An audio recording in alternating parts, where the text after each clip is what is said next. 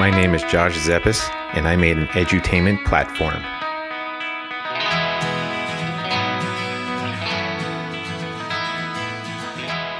Welcome to I Made This from Do Anything Media, a show about passionate people executing their big ideas in realistic ways you can learn from to make your own big idea a reality.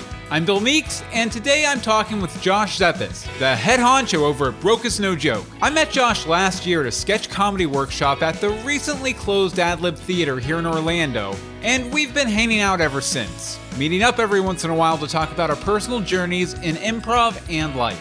I even got to fly his plane last year. I'm serious, we flew right over Disney World. It was really, really cool.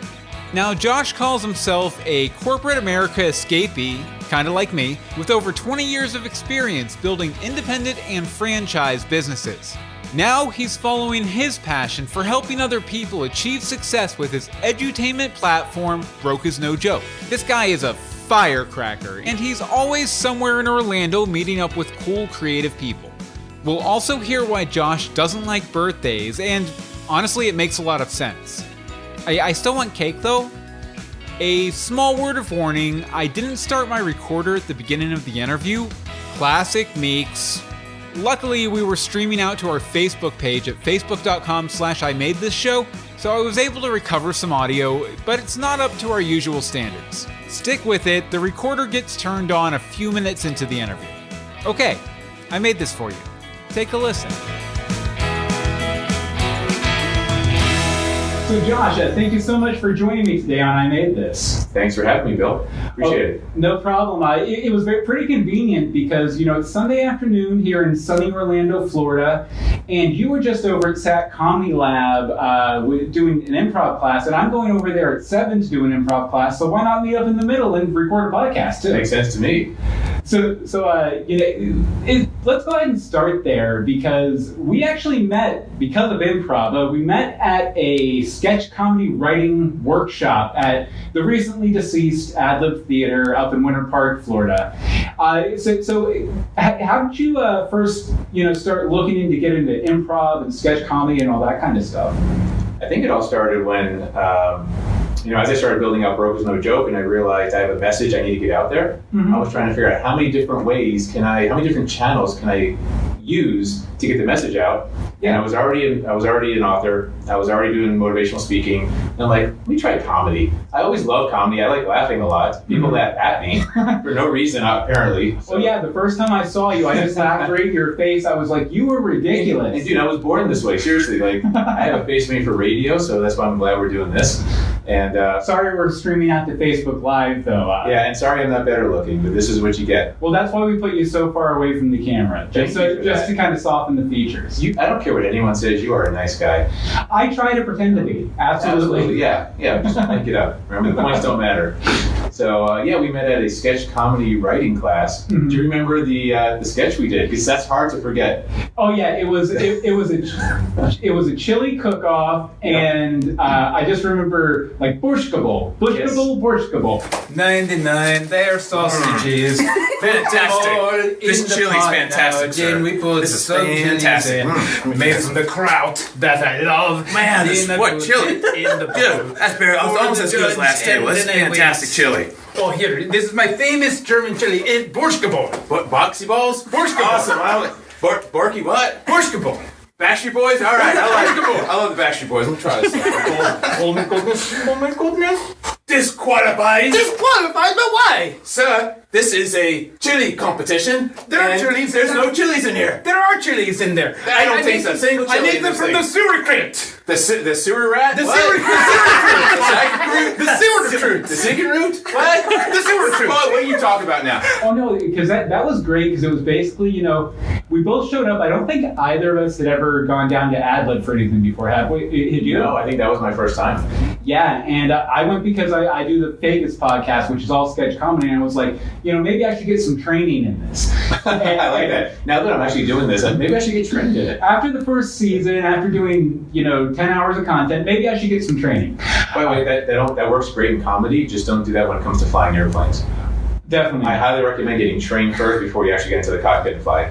Then why did you let me in the cockpit before I had been trained at all? Because I got to fly your plane a couple months ago. You did. But that's why I was flying it.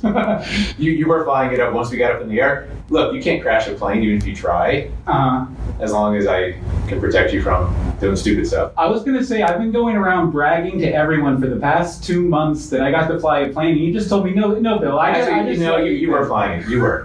I had to take off and land it, but otherwise you were actually flying. And then the rest was me. It was all me. Absolutely. Nice. But back to the sketch writing workshop. So basically what happened is we went in there, and they wrote a bunch of words up on, some paper on the wall, and we did some brainstorming, and we basically went from zero to sketch from zero to actually performing a sketch that we had written in about 2 hours. It was a really intense experience, but it was really a lot of fun. I actually use that ideation process that we went through with these words. When we converted to a full sketch, I do that in my business now. Yeah. I do messaging. I'm a master messenger for companies for their business identity or for people with their personal identity. So this was such a valuable tool I got just from that one class. Oh yeah, me too. Because before that, with the Fakest, I had like a junk file of headlines that I would use to write all the fake news stories on the Fakest. But after that workshop, I started writing like a big theme up at the top of the page, like a self-obsession.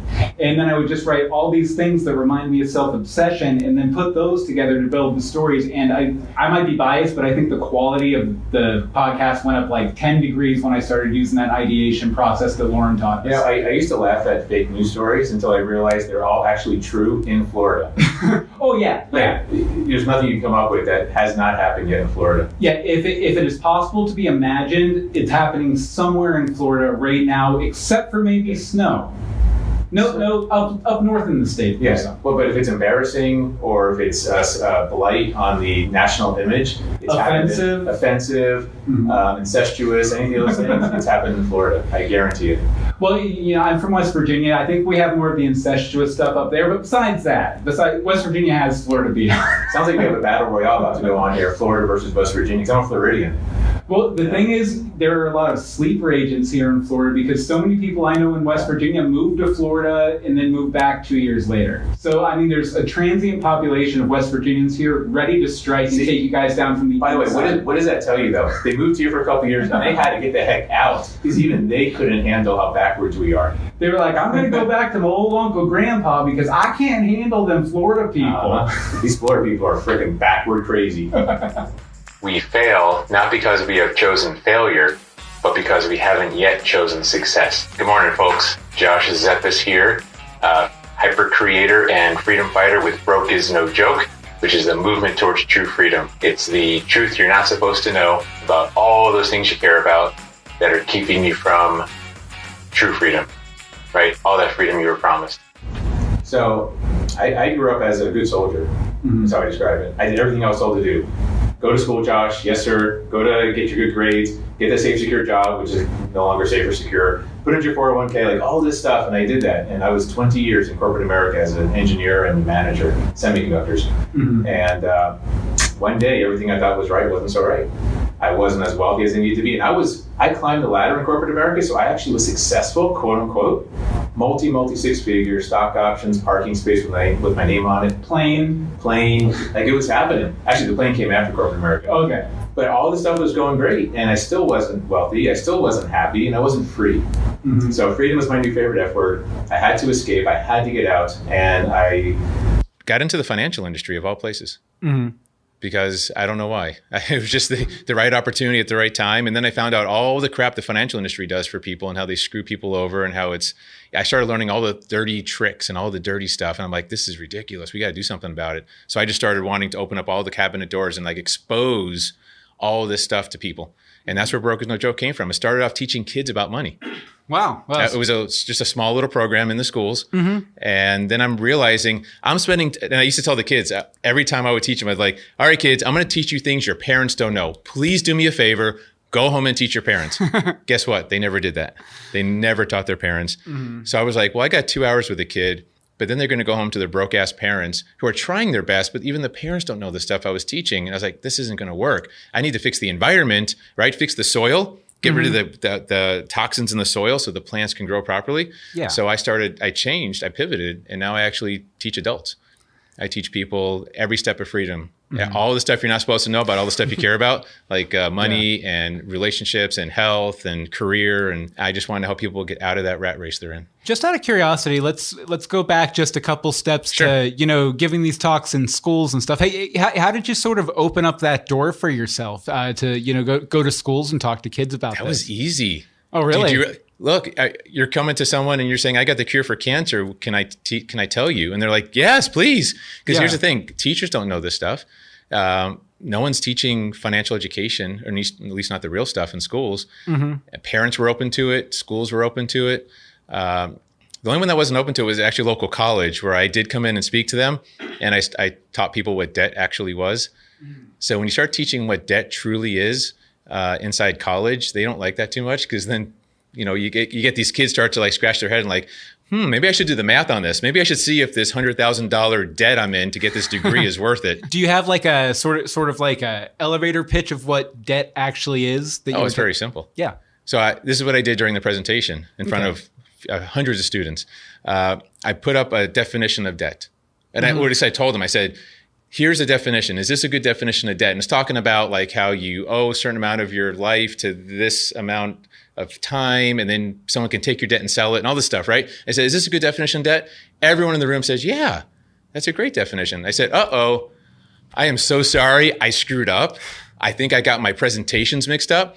This is actually a definition of indentured servitude. Oh, wow. And the room was just silent. And the point I was making is, look, it's indentured servitude. That's what you're doing. I'm not saying it's bad. I'm saying do the math. Is it worth it? Back 300 years ago, remember indentured servitude, how it used to work? You want to get to the new lands. You gave 7 years of your life completely to this person who transported you. And then after that 7 years, you were free. You could build your new life. It was worth it. Yeah. Now we got people going into debt that will never pay off their student loan debt in 100 years. And I ask them, is that worth it? And they say no. And I say, well, if the answer is no to the ROI, then don't do it. That's not bad. I'm just saying, do the math at least. So that was the eye opener, I think, for the children.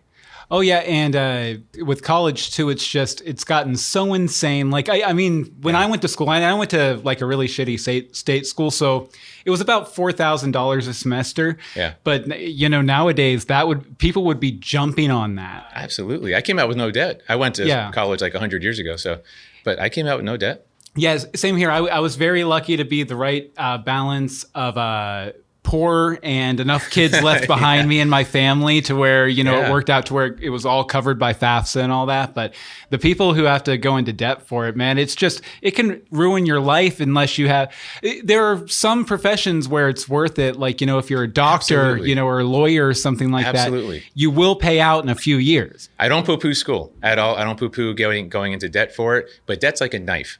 You can save someone's life surgically with it, or you can cut your own jugular by accident. Like, it's a tool. Know how to use it. Be competent with it, and go use it the right way. That's my challenge to kids. Yeah, and the problem is so many lenders, like credit card companies, especially things like that, they structure it to encourage you to use your credit and then not pay it off so they can make like the maximum amount of money. And they give you all these incentives that work against your best interests. They sell Band-Aids. Yeah. They want you to cut yourself so they can sell you a Band-Aid. And then they have all these carrots that they dangle in front of you, like cashback rewards and frequent flyer miles, or we'll send you a coffee pot. Right. So why don't we go to the day you decided once and for all that you were going to leave your corporate job? What made you go over that line and realize that's what you were going to do? And how did you approach it? And how did you feel after that? So I had a series of wake-up calls that kind of shook me. The first one was when I realized my 401k, after max funding it for 18 years, was never going to retire me. Oh, wow. Well, okay, at least according to this thing called math. Yeah, just mathematically impossible to freaking retire me. So that made me mad, as you can imagine. But here's what pissed me off. What pissed me off is when I realized it wasn't designed to retire me, and I wasn't supposed to know that until it was too late, till I was 65 when I tried it. Yeah. That made me so upset, dude. I started opening up all the cabinet doors. Like I said, I started wondering, like, what else was I lied to about? I started looking at my career, my health, my relationships with my spouse, like all this kind of stuff. Like, what else am I missing? And I got voracious about personal development. I started reading all these books. Like, what do the wealthy know that I don't? Because they're doing something different. They're thinking different. They're doing different. What am I missing? Yeah. And the more I read and the more I dug into how the universe works and just basically human nature, all these things that were not taught in school, I could no longer sit in the gray jail cell, the cubicle, I mean. I couldn't sit in that gray cubicle anymore. It was driving me nuts. So I had to get out. I would have gone crazy. Was there any book that kind of really like spoke to you in that way? There were a lot of books. I could tell you my first book. For some reason, I just remember my first book I ever read. And I was 29 years old. And it was Stephen Covey, The 7 Habits of Highly Effective People. And there was one concept in this book that just blew me away.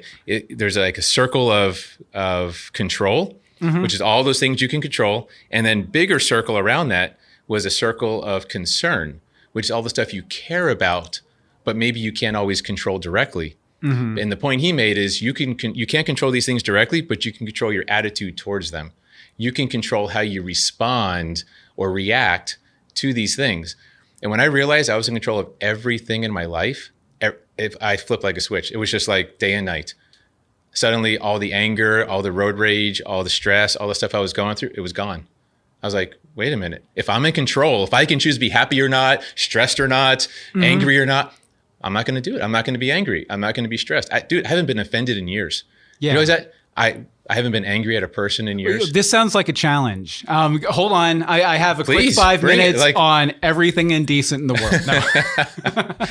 No, it's a weird feeling to like not even. I kind of preach that to my kids a lot, that you can't control the things that make you mad or sad, but you can control how you deal with those feelings and how you react to those things, you know? Yes. And that's sort of your responsibility as a person too, I mean, obviously there are times where it's justified to be extremely angry or extremely sad, but you do have some control in that, and the extremity of, how much you react, Here's the real question that we all have to ask. Does it serve me or does it not serve me? If it serves you to get mad, to get angry. Yeah. And when I say serve you, it helps you get to a goal that you're shooting for. It helps you to achieve a purpose that you want, like a desired purpose, not something you don't want, but something you actually want. It helps you become the person you're meant to become. Do it. There's just so few instances where me getting mad actually served a good purpose in my life. Which is why, in general, I just don't do it. I kind of use the same, judgment, but it's more about, to me, it's like, is reacting in a negative way here, is it going to be more productive than finding a more positive way to react to it? Right. I think having good control of your emotions, it can do nothing but help you. Like, I mean, sometimes I think I'm Vulcan. Like, that's how much I have control. I'm like, sometimes I over control my emotions. People are like, are you alive? They're like poking me. Yeah. Is he alive? So, I'm here. For example, I've been in situations, I've had a gun pulled on me twice in my life. And I don't think if I had been angry in those situations, or if I had a gun, I don't think I would have walked out of either of those situations. Were they trying to alive. Mug you, or what was the? One was someone trying to mug me, and another one was a drunken hillbilly friend from those West Virginia days. Oh boy! Who had a beer or too many. Moonshine. Yeah. I think it was mainly beer, which is the worst part. But then he was just like, "Oh, it'd be funny to take this gun and point it at my friend just for funsies." And it was not. Was his name Dick Cheney by chance? It was not. That was a separate incident. I was just curious. Sorry. Me and Dick Cheney haven't been friends in at least 5 or 6 years. We had sort of this big falling out because, he kind of left the presidency, office and everything. He wanted to take over the world and you didn't? Is that really what happened? Well, you could be honest with us. We both wanted to take over the world, but he wanted to do it with violence. I wanted to do it with kindness. And he wasn't a big fan of that. Like, I basically just wanted to do a big balloon drop across the entire world, drown people in balloons, and then by the time they fight their way out, I've seized the means of power. Okay, interesting. So after he called you a wimp, he probably just checked out. That was it. Yeah, but it's fine because the balloons are coming for him. Oh yeah. One day. Sure. Hopefully he still has his gun. He can shoot the balloons right in the face. You should put faces on the balloons. How awesome would that be? That would be good. I'm trying to think of who would be the most disturbing face to put on there for Dick Cheney. Wow, that's a good one. Ooh. Maybe just like every Democratic president in his lifetime. Yes. Can you do an amalgamation of all the Democratic presidents? You know, with the way I've heard the old guard feels about the new guard, maybe you could just do Donald Trump and be done with it. Because I've heard that the Bush administration does not like the Trump administration. Not a fan. I think Trump has two fans. I think Vladimir Putin and himself.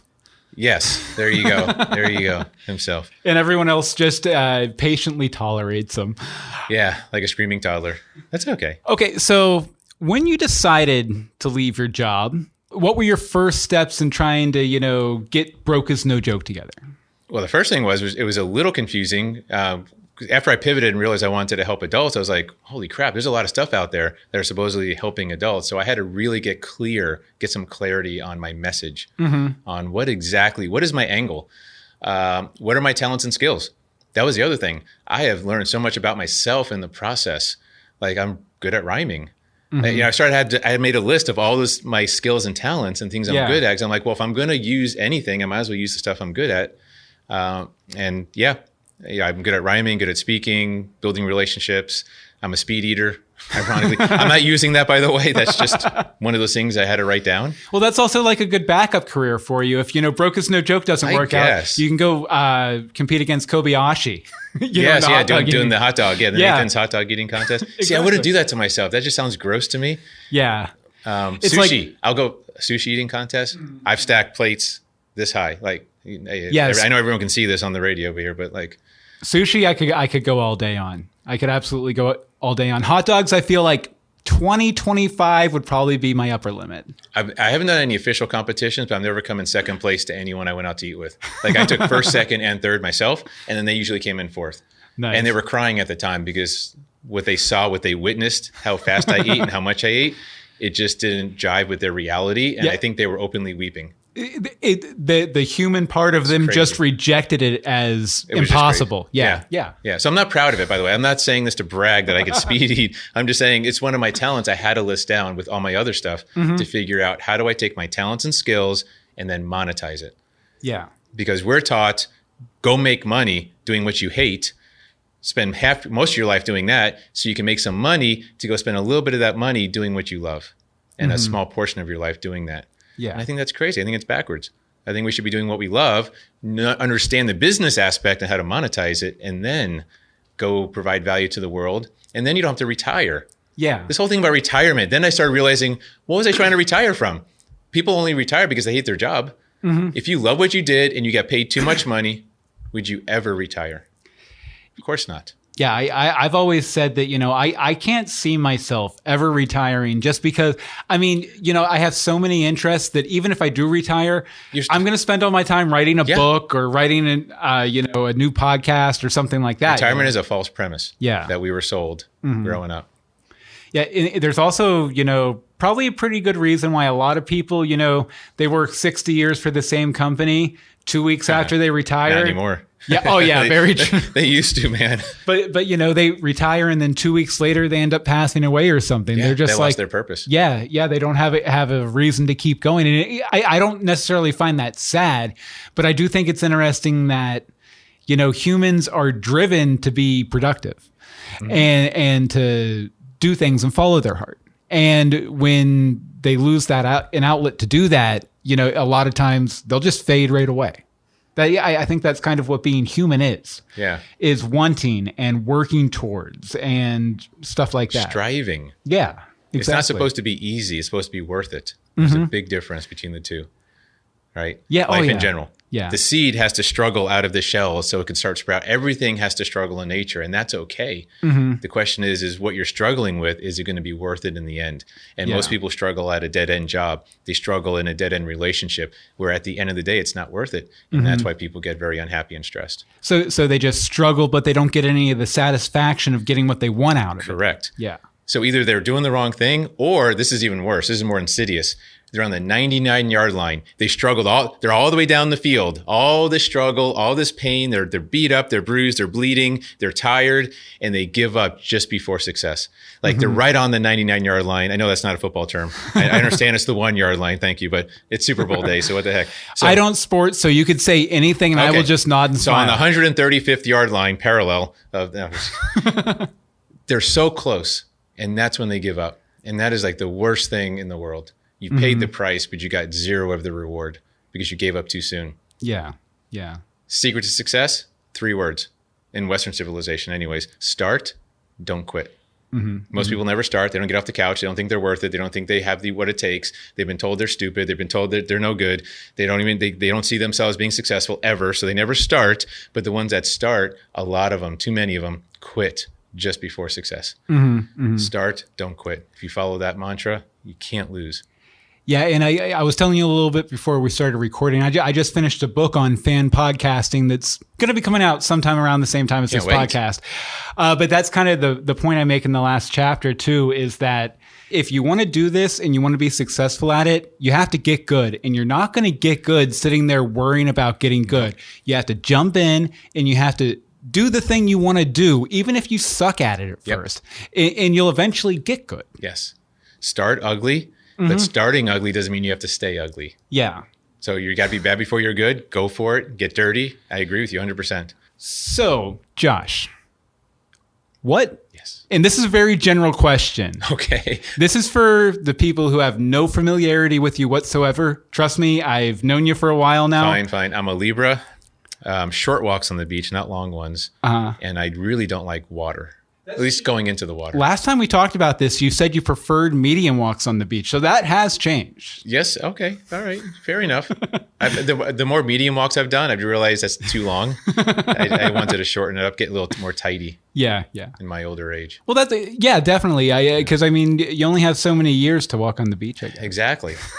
Okay. So what the hell does Broke Is No Joke do? Why don't you just give us a brief idea of how people can take advantage of Broke Is No Joke? I'll keep this to about 3 hours. Okay, so perfect. Broke Is No Joke is the movement towards true freedom. What I mean by that, it's the exposure of the truth you're not supposed to know about all those things you care about. So it's an edutainment platform. It asks questions nobody wants to ask, but these are the questions that get the answers everybody wants. Right? Why do I struggle with money? Why do I have so much anger in my relationships? Why do my kids hate me? All these things that we struggle with that we're not prepared to handle in life, we ask those questions.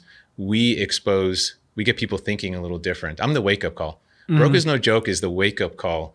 You've heard about the comfort zone and people being zombies and just going through life like they're in the rat race. Yeah. This is that wake-up call. This is what's shaking their cage a little bit to say, hey, are you really fulfilling your potential? Are you really doing everything you can? At the end of your days, when your book is closed, is that going to be a bestseller? Are you going to be proud of what's written in your book of your life? Or is it going to be like on the bottom shelf of a Goodwill?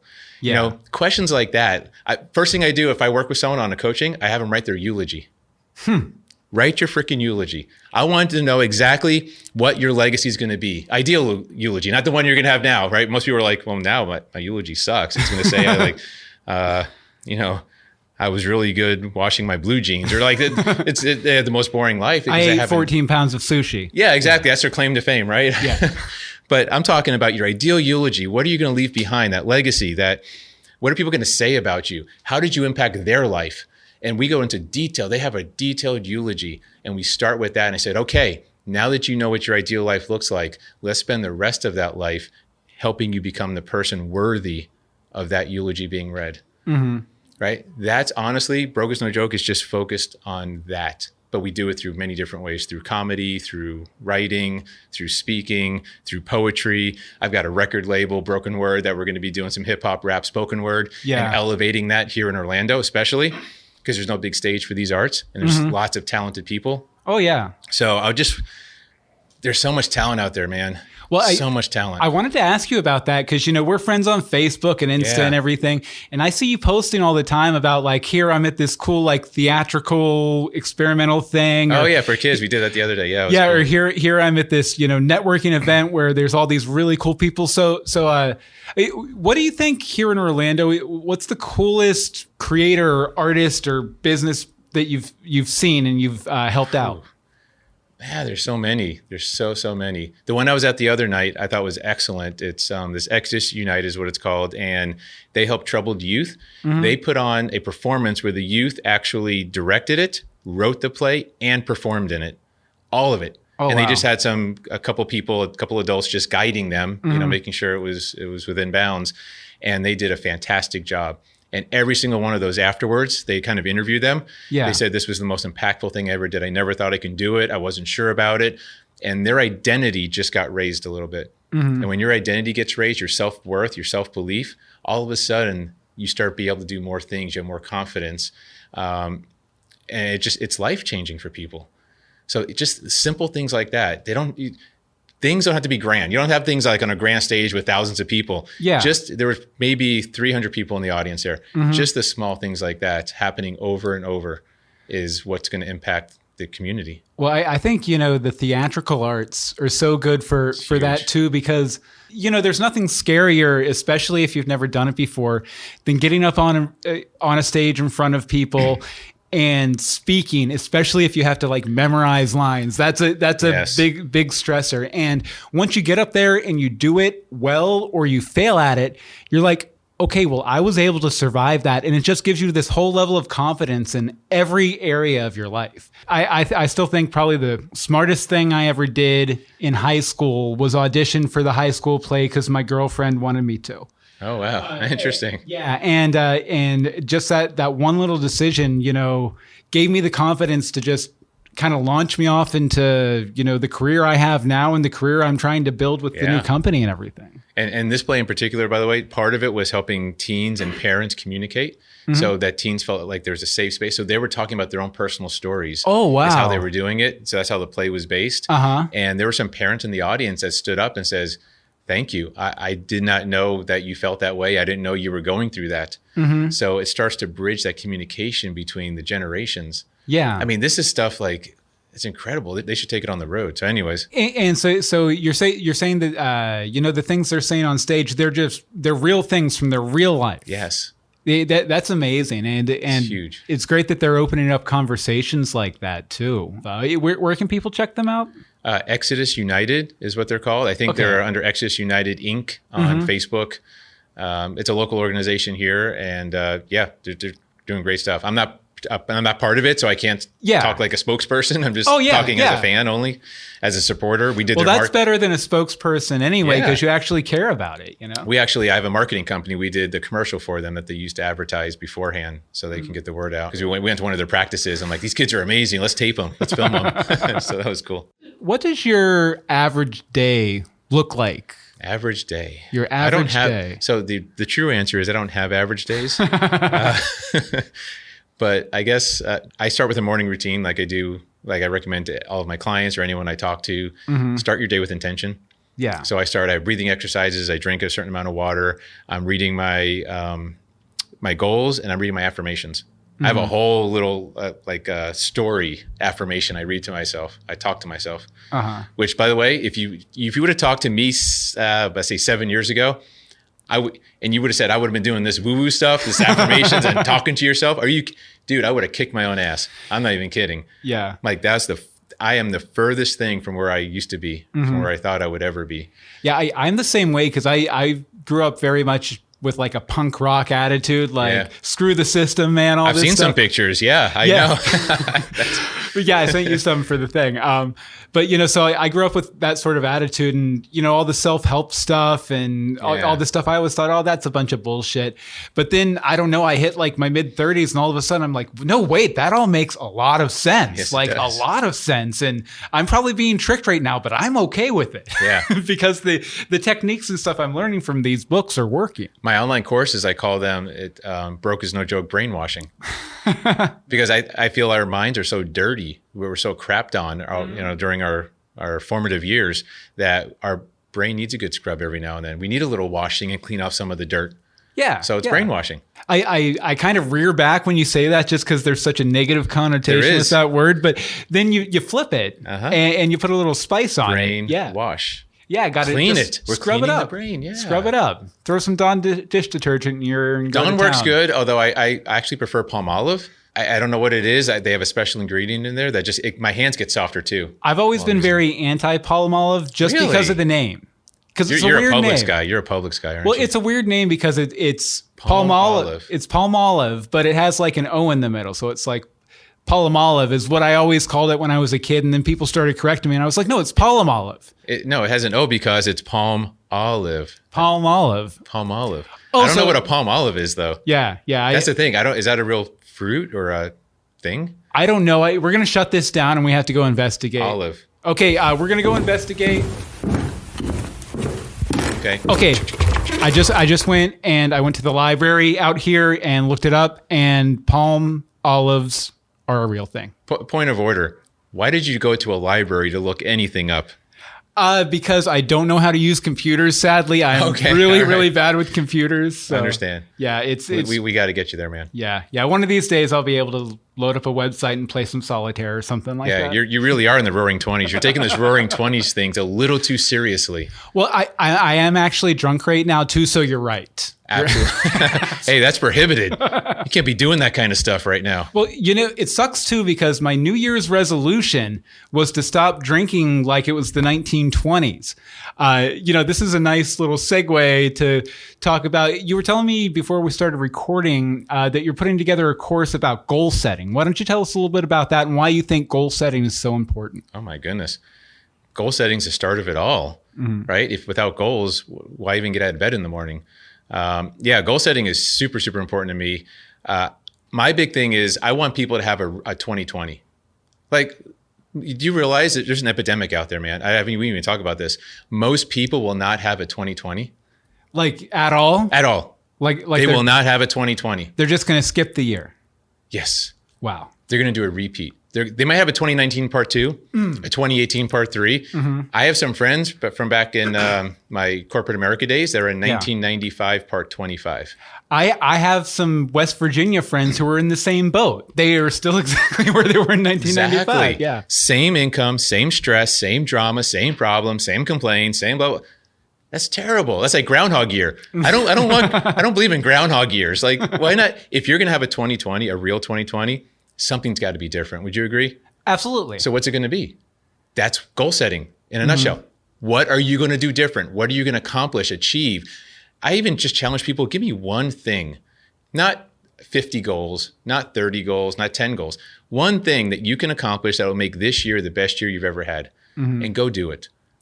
And I had to put together a goal setting course because most people don't know how to approach that. Well, how do I do that? What's the process? What about distractions? What about all this stuff? And so I go all the way from the practicality to the mindset of it. And I call it goal crushing, actually, because achieving is fun, but crushing a goal is awesome. Just obliterating it, destroying it. Absolutely. 10Xing it. Whatever you thought you were going to do it sooner and do it better. If not that, then what are you doing? Why get out of bed? Just stay in bed. I really appreciate too, I don't know if you said it here just now, but you were saying it earlier about the difference between like a New Year's resolution and setting an actual goal, because you were talking about how so many people fail in their New Year's resolutions. Right? 75% of people in the US have already given up on all their New Year's resolutions by January 31st, 92% by the end of the year. Wow. So think about that. If you give up in January, you got 11 months to wait till the next. So my challenge for people, I'm like, first of all, you were lied to. New Year's is not January 1st. You heard that, right? You heard about New Year's being January 1st? Yeah. That's actually it's actually not New my birthday, so well, that's kind of cemented in my head. Happy birthday. I'm really interested to see what you say next. Actually, I should say happy birthday because I don't believe that's another whole thing. We'll talk about some other time if you ever want to. I don't celebrate birthdays for a very good reason, and I'm not Mormon or Jehovah. I don't know which one doesn't do Jehovah's Witness. Is it Jehovah's Witness? Yeah. Okay, the JWs. Well, here, tell me real quick. I'm kind of curious now about the birthday. You sure? Yeah, absolutely. All right, I'll give you a little bit of this. Just a tasting. Okay. So when we celebrate a birthday, what are we saying? What are we in a first world country? What are we actually saying when we celebrate a birthday? Congratulations for not dying. Correct. Yeah. You managed to feed yourself and not die in a first world country. Isn't that kind of a low bar? Should you get presents for that? Should you like be given like physical things and hugs and celebrations and eat? And then you got to eat cake, which is destroying your health. So I guess in that sense, congratulations for not dying right that year. But it just seems like such a low bar. Like I'm all for celebration, celebrate accomplishments, celebrate on purpose for things, for reasons. Yeah. But your birthday now you're in a third world country. You don't have clean water. You don't have running water and you survive. Happy freaking birthday. Oh yeah. Heck yeah. High five. You made it to 8 years old. Awesome. But in a first world country, boy, that's a low bar. That's just, it doesn't make sense to me. Well, I've always been very awkward about people celebrating my birthday too. In fact, I tell my wife and kids, like, don't buy me anything. Let's not do anything really special. I have one tradition, go out for a breakfast buffet on January 1st that I've done since I was a kid. But besides that, I'm like, don't make a big deal out of it because it just makes me feel awkward. Right. Me too. But I'm an introvert. So I don't know if you're an introvert too. I'm an extreme introvert. I'm an intro extrovert. Like I'm a little bit of both. It's a weird place to be. So you're vert neutral. Yeah, exactly. Let's not go there, man. I'm Switzerland. But no, with the birthdays thing, I think that I feel so awkward about them because, like you were saying, I didn't really do anything to deserve any sort of big celebration of me. I mean, there were probably things I did throughout the year that were pretty awesome that, yeah, sure, you could celebrate about. But at the same time, it feels really weird to pick this day I happened to be born. And your mom did all the work, by the way, on that day. So, exactly. So I mean, it just feels weird to bust out a cake for me on that day, Yeah. That being said, it was really nice having a birthday on January 1st when I was younger, because we could party all night for New Year's Eve, wake up at like 8 or 10 in the morning whenever we enroll out drunken to Denny's or something to get a nice big greasy breakfast. Yeah, there you go. Perfect. Work it all off. Yeah, and I don't want to sound like a cynical asshole when I say stuff like this, but it's just I want to raise the bar for people. I want us to be shooting for something higher than that. Yeah, and goal setting. It's out of love. Yeah, and goal setting's a part of that. My friend Brian Brushwood, who he always says that goal setting is magic. Like once you set a goal and you write it down, it's magic. It will happen. And that was kind of proven to me. I went to Indonesia with him a number of years ago to help him shoot a episode of his show Scam School. And one night we were at the hotel bar drinking late at night, and he made me sit down and write down my goals. Those goals were take this dog boy character I have and finally write a book with them. Now I have 5 dog boy books that I've written, or 4.5 dog boy books that I've written. Start a podcast. I am now, to the point where I've started a bunch of podcasts. They were successful. I quit them, and now I've written a book about them. And we were talking back through this, and I realized that every goal I wrote down on that list, that drunken night in Indonesia, ended up being some of the most impactful things I've done in the time since. The biggest things that have happened in my life are all because of that magical list he had me write down. And it's just amazing how goals can do that. It goes back to my favorite C word, clarity. Having clarity, knowing why you get out of bed in the morning, what, other than an alarm clock, other than the reasons you don't like, sitting in traffic and getting to a job you hate and all that. What is your purpose? Why even wake up? Yeah. So setting those goals and being clear on that, and then accomplishing that is just, there's no better feeling than to set a goal and accomplish it. And I think sometimes when you quantify it and actually put it down there in black and white, you can surprise yourself too. You can see threads in the goals you write down that you didn't realize were actual desires you had. I brought up the Dog Boy books as an example. I didn't realize that I wanted to write an adventure series for kids until I wrote down that goal and saw it next to like one of my other goals. And I was like, oh, wait a second. This is what I'm actually trying to do. Yeah. And it feels right. And so, goals are super, super important in that respect. Yeah, you're actually putting together a course about goals. Of course, a whole online workshop, self-paced, at your own, but I'm giving all the real stuff, all the good stuff I used to teach to entrepreneurs about not just setting, because everyone can set goals or SMART goals, and everyone talks about how to set goals, and then writing them down is a good first step. But there's so many other little aspects to it. There's the accountability aspect, and there's the mindset of not quitting when the going gets tough, and all these other little things that we don't realize need to be part of that overall picture. And your goals have to be in alignment with your bigger purpose. If you're going to set a goal that's just kind of doesn't serve you to become the person you want to become or have that eulogy we talked about or that legacy, you're probably not going to do it either. So you got to make sure your goals are in alignment. And then how do you break them down to the ridiculous, I call it. That's so important because people set these big goals. I want to make $1 million. Okay, great. Now let's start backing that off to what do you need to actually do as far as, because see, we don't control results. Here's one of the biggest things where every time I say this, people are like, what are you talking about? We have zero direct control over our results. None whatsoever. Yeah. We can only control our actions. And we take the right actions, we get the right results. Yeah. So if you can't control the results, if you can't control the $1 million that you earn this year, that you want to earn, what are those activities that will get you there that you can control? And are you willing to commit to doing them? Yeah. Right. So you can't control the outcome, but you can control your actions, which are based on your intentions. Correct. Yeah. So let's say you want to make $1 million. How many sales in your business do you have to make to earn $1 million? Once you know that, can you control who buys? Nope. So you can't control how many sales you make. However, you can control how many appointments you go on. Or the next step down is appointments. How many appointments do you have to be on to get that many sales? Let's say a 50% close ratio. Yeah. But you can't control who shows up on the appointment. So let's back it up one more time. So you got to make calls or invite people for the appointments. Now, do you have direct control over that? That's an activity you can say, I can make 10 calls a day. I can make 20 calls a day. I can sit down and for 8 hours and only make calls until I, get enough people. So think about what we did. We took a nebulous $1 million that you're like, I can't do that. I've never made more than 100,000 in a year. How am I going to do $1 million? And I broke it down to 10 calls a day, which you have 100% full control over to get to that $1 million. If your number ratios are right, you now can actually get that $1 million. I proved it. It's in numbers. It's in writing, and that it just changes. Well, screw this podcast. I'm going to get $1 million. There you go. You just got to figure out what your business is that's going to do that, right? Yeah. But that's the idea. So there's so many little aspects that we're not taught. This isn't taught in schools. This isn't taught from our parents. So I said, all right, I'm going to put all into one goal crushing course and go for it. Yeah, and you said that's coming out sometime in February, right? Yeah. Mid-February, we're going to start the marketing for it. I already did the video, and we're in post right now on that. And excellent. Yeah, it's going to be fun. And then I got 30 more courses in my brains. Like I have to get, like you do the books, I've got another 30 different aspects of not just goals, but all sorts of stuff. Yeah, that's the thing is like I wrote this podcasting book and I'm down like today or tomorrow, I'm going to be done with the final edit of it.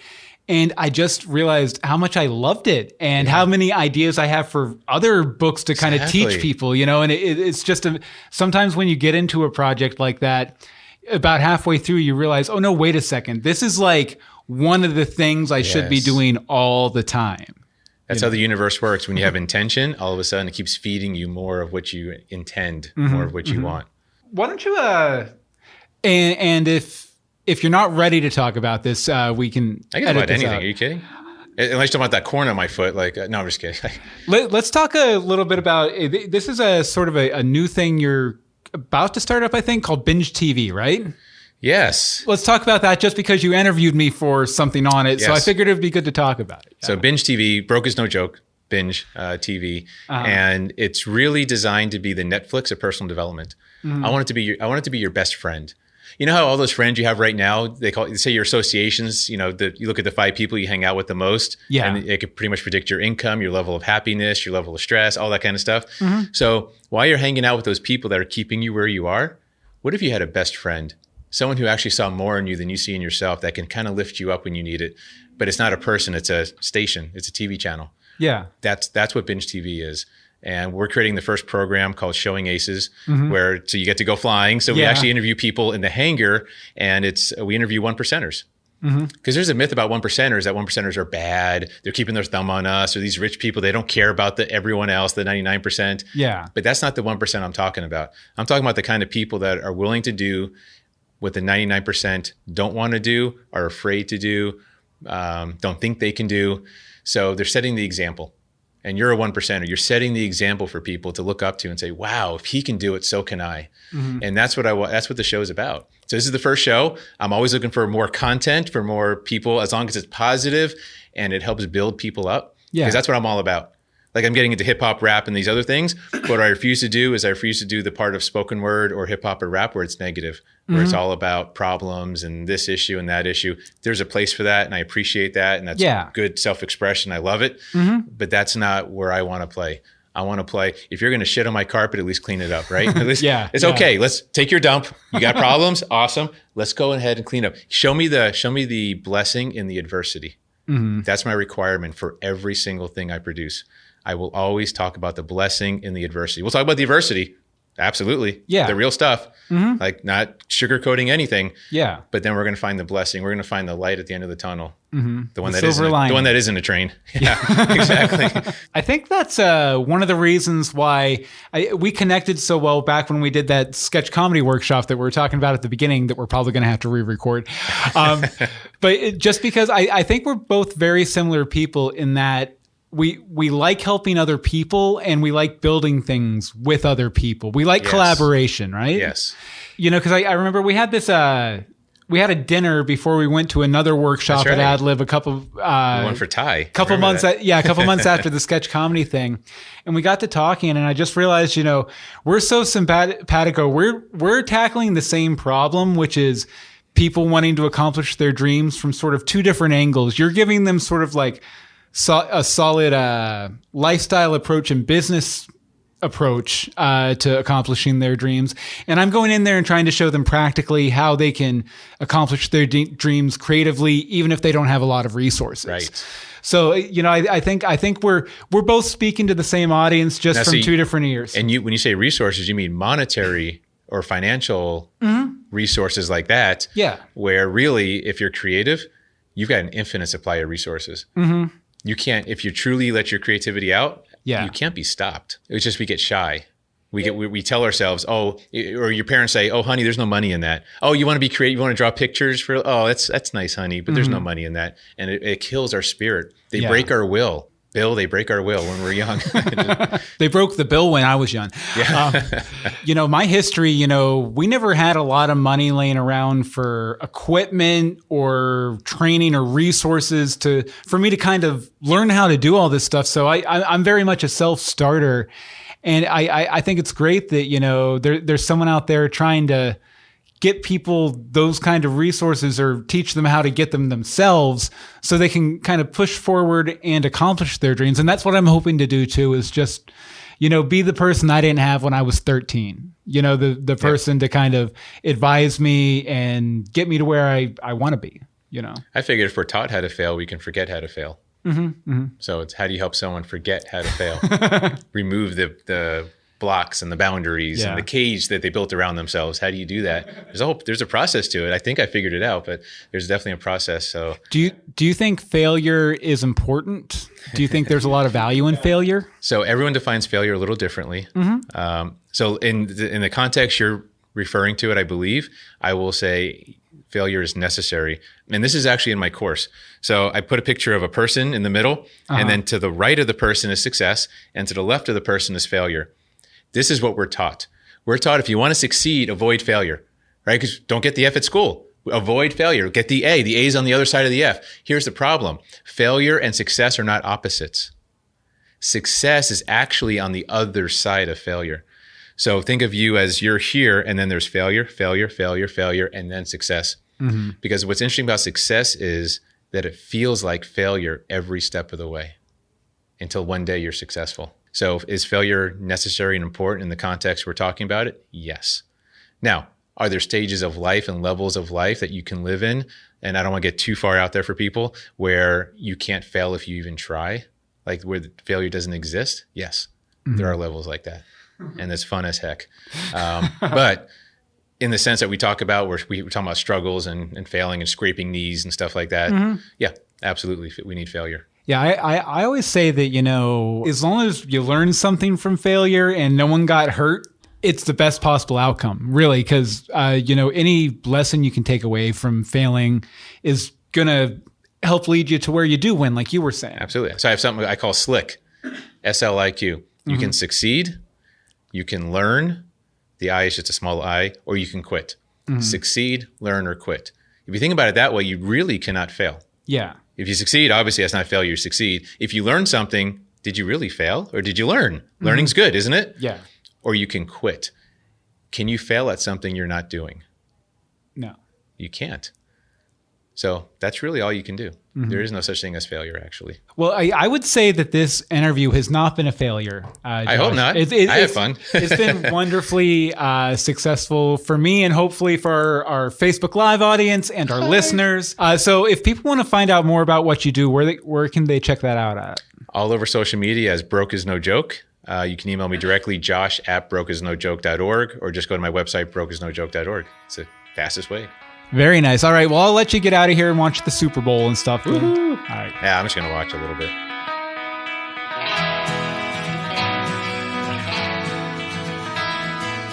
Thanks for listening to the show. If you have your own big idea you've made a reality, we want to hear about it. Let us know by emailing imadethis@doanything.media. We'd love to share your project, or maybe even talk to you about it. You can follow the show at I Made This Show, all one word, on Twitter, Facebook, and Instagram. Again, that's at I Made This Show. Subscribe on Apple Podcasts, Spotify, Stitcher, or on our website, imadethis.doanything.media. Again, that's imadethis.doanything.media. And if you do subscribe, make sure you leave a review so we can shout you out on the show. I'm Bill Meeks. Thanks for listening.